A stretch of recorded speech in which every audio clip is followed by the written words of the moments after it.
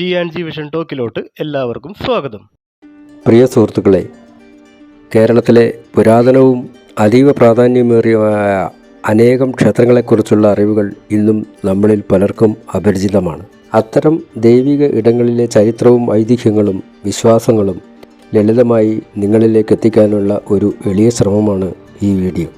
എല്ലാവരുടെയും സ്നേഹവും പിന്തുണയും പ്രതീക്ഷിക്കുന്നു.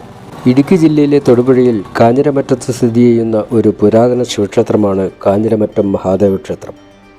കേരളത്തിലെ 108 ശിവക്ഷേത്രങ്ങളിൽ ഇടുക്കി ജില്ലയിലെ ഏക ശിവാലയം കൂടിയാണിത്. വർഷം മുഴുവനും നിറഞ്ഞൊഴുകുന്ന തൊടുപുഴയാറിൻ്റെ തീരത്താണ് ഈ മഹാദേവ ക്ഷേത്രം സ്ഥിതി ചെയ്യുന്നത്. പ്രധാന പ്രതിഷ്ഠയായ പരമശിവൻ പടിഞ്ഞാറ് ദർശനം നൽകി ആറിൻ്റെ കിഴക്കേ കരയിൽ നിലകൊള്ളുന്നു. ഗണപതി, അയ്യപ്പൻ, ഭഗവതി, നാഗദൈവങ്ങൾ എന്നിവരാണ് ക്ഷേത്രത്തിലെ പ്രധാന ഉപദേവതകൾ. ചരിത്രങ്ങളിൽ അധികം ഇടം നേടാതിരുന്നെങ്കിലും ഏകദേശം 1500 വർഷത്തിലധികം പഴമയുടെ കഥകൾ പറയാനുണ്ടാകും ഈ മലയോര ശിവക്ഷേത്രത്തിന്. 108 ശിവാലയങ്ങളിലൊന്നായതിനാൽ പരശുരാമനാണ് ഇവിടെ ശിവപ്രതിഷ്ഠ നടത്തിയതെന്നാണ് വിശ്വാസം. വടക്കുംകൂർ രാജാവിൻ്റെ കാലഘട്ടത്തിലാണ് ഈ ക്ഷേത്രം പണിതതെന്നാണ് വിശ്വാസം.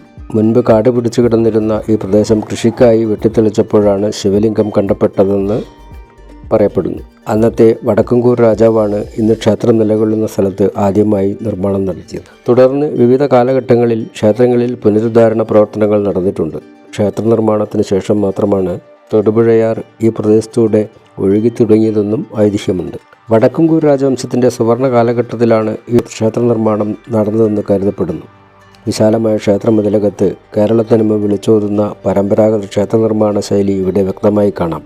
ഉത്സവങ്ങളും ആചാരങ്ങളും കുംഭമാസത്തിലെ കറുത്ത പക്ഷത്തിലെ ചതുർദശി നാളിലാണ് ഇവിടെ ശിവരാത്രി ആഘോഷിക്കുന്നത്.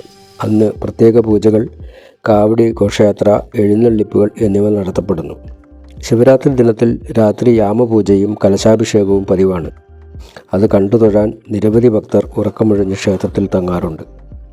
ഈ വീഡിയോ ഇഷ്ടപ്പെട്ടെങ്കിൽ ലൈക്ക് ചെയ്യാനും ചാനൽ സബ്സ്ക്രൈബ് ചെയ്യാനും മറക്കല്ലേ.